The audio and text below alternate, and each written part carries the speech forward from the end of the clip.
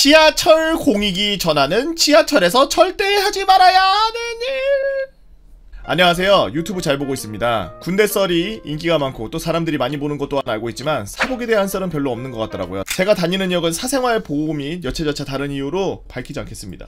저는 18년도 군번으로 4급 판정을 받아서 지하철 공익으로 지공이 되었죠. 지공도 급이 나눠지는데 최대 B급부터 패급까지. 최대가 B급이야? 아, A급은 없어? S급 A급 없어? 최대 B급부터래.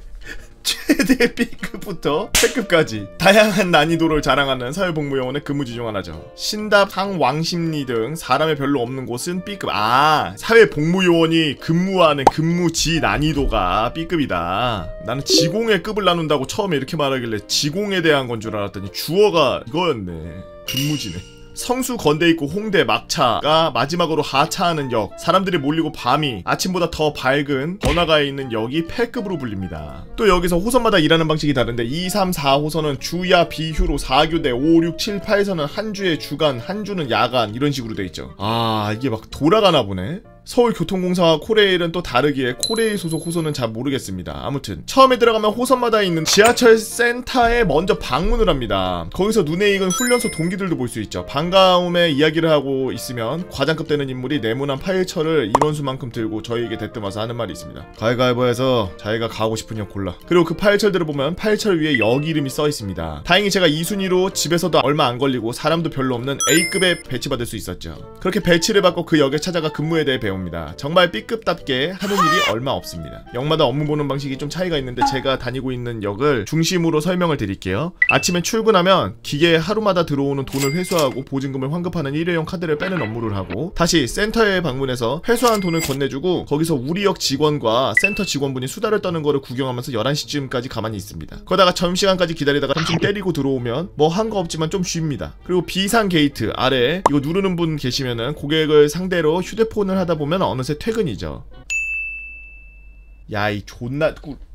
야, 이건 개 꿀이 아니라 벌통에 얼굴 넣었다. 야, 벌 다 죽인 다음에 그냥 벌통에다가 얼굴 집어넣고 개 같은 거 그냥 정제되지 않은 꿀을 빠는 거의 그 급. 야간은 솔직히 말해 B급 역은 시간을 때우기 위해 최선을 다해야 됩니다. 정말 지루해요. 18시에 출근해서 다음날 9시에 퇴근하니 얼마나 지루하는지 아시겠죠? 6시에 출근해서 다음날 9시에 퇴근해? 아무튼 이렇게 행복한 복무만 지속될 것 같았던 나날, 지하철 B급이 절대 A급이나 S급이 될 수 없는 이유를 말하겠습니다. 제가 위에서 A급이나 S급이 왜 없냐라고 했던 이유가 여기서 이제 나오네요. 저희 역에 사람이 아무리 없는 역이라고 해도 아침 출근 시간이나 퇴근 시간에는 사람이 미어 터질 정도로 많은데 환승역까지 끼어있어서 더더욱 사람이 넘쳐나죠. 그 시간에는 저 비상게이트가 1초에 한 번씩 울립니다. 삑띡 삑삑 삑삑 여따라라라 삑띡. 그리고 노숙자 역시 존재하며 가끔씩 정신이 이상한 사람이 찾아오기도 하죠. 정말 대중교통의 요람이라 불리는 지하철답게 많은 인간 군상을 모습을 또 보고 느낍니다. 그 중에 사람 의심병 도지게 하는 저 비상게이트 근무가 정말 백미 중에 하나인데, 첫 번째, 부정승차. 하나만 말씀드리겠습니다. 지하철역에서 누가 부정승차를 하는지 다 알고 있어요. 심지어 성인이 어린이용 카드 들고 다니면서 쓴다는 것도 다 알고 있죠. 다만 쫓기엔 너무 멀리 도망가서 못 잡는 경우가 대부분이며 그런 경우 한두 번 눈을 감고서 넘어가긴 합니다. 하지만 그런 사람들이 꼭 다시 선을 넘고, 다시 말씀드리지만 무조건 잡아냅니다.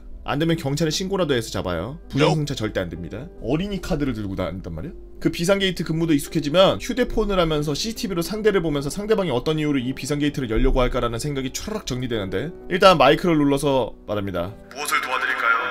그럼 이 중에 하나입니다. 화장실 가고 싶어요. 카드를 찍었는데 안 돼요. 승강장 잘못 들어와서 반대로 넘어가야 돼요. 카드에 잔액이 부족하대요. 1번, 3번은 어쩔 수 없이 그냥 열어줍니다. 화장실 가고 싶어요랑 반대로 넘어가야 돼요. 그러면 100이면 99는 몇 분 후 다시 비상게이트를 누르거나 반대쪽 비상게이트를 누르죠. 하지만 마지막 100분의 1을 위해 절대 CCTV에서 눈을 떼지 않습니다. 만약 화장실이나 반대 게이트가 아닌 이상 한 곳으로 걸음을 옮기면 대부분 사복이 바로 뛰쳐나갑니다. 아, 화장실로 가지 않거나 반대 게이트 쪽으로 나가지 않고 저렇게 말하고서 출구 쪽으로 나간다든지 이러면 사회복무요원이 바로 뛰어가는구나.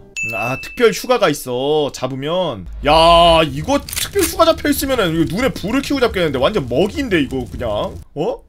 그럼 바로 철도사업법에 의거하여 운임비 30배를 벌금으로 부과해서 벌금 내셔야 됩니다. 그러면은 1000원짜리 역 간다 그러면 30만원을 내야 돼? 아니 작년에 부정승차 4만명 잡았고 17억을 징수했습니다. 와, 미쳤네. 물론 개팬다 여러분은 절대 하실 일 없겠죠? 확신합니다.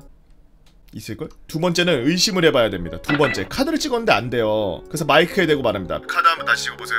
이러면은 세 가지 정도 되는 분류가 나오는데, 제대로 삑 찍히는 경우와 승차 처리가 안 되었다는 알림이 들리는 경우와 하차 처리가 완료되었다는 알림이 들리죠. 하차 처리가 되었다는 알림은 그냥 문을 열어드립니다. 제대로 삑 찍으면 문이 열리니 그냥 열고 나가시면 되고요. 근데 승차 처리가 안 되었다는 알림이 들리는 순간 휴대용 카드 확인기, 아무튼 그런 요상한 기계를 든 직원이 바로 출발합니다. 그 중에 10중에 8은 부정승차죠. 그 자리에서 철도사업법 제10조에 걸려서 문인비 30배 부과해야 됩니다. 와... 그 중에서 바로 내는 사람과 끝까지 벌금을 지급하지 않아 경찰서로 불려가는 사람, 경범죄 처벌법 등에 걸려서 최대 10만원의 벌금까지 더 내야 되는 상황까지 가고야 마는 사람들도 있죠. 만약 그 사람이 10번을 했다, 그럼 그 10번의 부정승차 운임비 30배를 다 내야 되고 경찰 측에 벌금을 또 따로 내야 됩니다. 진짜 하지 마세요. 기본 운임비로만 계산하겠습니다. 기본 운임비 1350원 계산으로 10배 하면은 13500원, 여기에 30배를 더 내야 되니까 13500원에 30배를 하니까 40만원 돈 내야 되고, 경찰에 신고도 했으니까 경범죄 처벌법으로 10만원 벌금 또 내야 되니까 50만원 돈을 내야 됩니다. 그리고 두 번째, 막차 시간에 술 처먹고 화장실에 있지 마세요. 진짜 욕이 절로 나옵니다. 만약 화장실에서 필름이 끊겼는데 일어나서 출구 계단에서 자고 있다? 이건 직원하고 사복이 그쪽에다 버린 거임. 장난이고 대부분 119를 불러서 주치의자 안정실까지 모셔다 드립니다. 화장실에서 필름 끊긴 분들, 남성은 대부분 쇄골 부분을 꾹 누른다든지 가슴 중앙을 손바닥 뼈 있는 곳으로 살살 돌리면서 문지르면은 아파하면서 잠에서 깹니다. 여기를 이렇게 문지르면.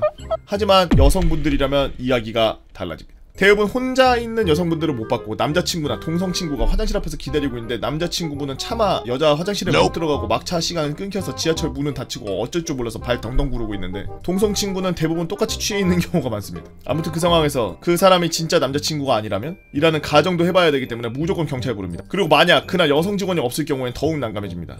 못 볼 걸 진짜 많이 봅니다. 진짜. 지하철에 대해서 굉장히 좀 자세하게 알게 됐네요. 예. 지금 뭐 공익 이런 거 얘기하다 보니까 옛날에 그 이야기가 생각나는데, 훈련 마치고서 차 타고서 이제 쫙 가는데 동사무소 앞에서 공익이 청소하고 있던 거야. 빗자루 큰 거, 초록색 마대 빗자루, 그거 빗질하고 있던 거야. 대빗자루. 근데 두 돈반 타고서 머리에다 하이바 쓰고서 총 들고서 훈련 갔다가 복귀하면서 가서 야씨 저 막 이러면서 막 욕하고 막 이러면서 막 삿대질하고 막 그러고 있었던 거야. 그러다가 파란불 돼서 이제 차는 쭉 출발하고 훈련 갔다 오면서 막 웃으면서 비웃고 막 이러고 있었는데, 공익이 아무 말도 없이 쭉 묵묵히 들으면서 빗자루질하고 있다가 다 이렇게 하고서 차 쭉 해서 멀리 갈 때쯤, 야 이 개 난 이따 끝나고 엄마 밥 먹지. 거기서 공익을 욕하던 군인들 중에 그 누구도 입을 뻥끗 못했다는 거. 그 엄마 밥보다는 제가 봤을 땐 난 맨날 치킨 먹는다 라고 하는 게 데미지가 더 세지 않았을까. 그럼 쐈어? 공포탄? 그러면은 이제 일반 현역들도 이제 한마디 해야지. 야! 나는 오늘 내무실 들어가면 선임한테 욕먹는다! 난 복귀하면 간부들한테 욕먹는다! 아 이거 씨발 600번을 해야 된다고! 그 사회복무요원도 그렇고 현역도 그렇고 나라의 부름에 응해서 솔직히 원해서 가는 사람은 극히 일부잖아요. 거의 대부분은 나라에서 강제 징병해서 가는 거니까 그거에 대해서 서로 싸우고 그러진 않았으면 좋겠어요. 근데 솔직히 이 부분에서 조금 약간 뚜껑 열릴 뻔하긴 했었어요. 하루마다 들어오는 돈을 회수하고 보증금을 환급받는 업무를 처리하고 나면 그 다음에 센터에 방문해서 직원들 수다 떠는 거 구경하다가 11시 되면은 그 다음에 퇴근. 거의 곰돌이 푸예요. 그냥 꿀단지 이렇게 안고 다니면서. 현역들 군생활 어떻게 하는지 알아요? 현역들은? 아마 보통 현역들 군생활 한다 그러면은 이렇게 해요. 이거 씨발 600번을 해야 된다고. 얼마나 지옥인지 알겠죠? 항상 같은 생활, 항상 같은 업무, 이벤트가 없는 이상 매일매일 똑같이 진행되는 매일매일 지옥같은 하루하루. 거의 여러분들은 잘 견뎌왔고 이제 곧 가실 분들도 잘 견디실 겁니다. 사회복무요원이든 공익이든 상근이든 현역이든 부사관이든 간부든 모든 분들 우리나라를 지키기 위해서 고생하고 계신 국군 장병 여러분들이니까 너무나 항상 감사드리고, 오늘 썰랑썰랭 여기서 마치도록 하겠습니다.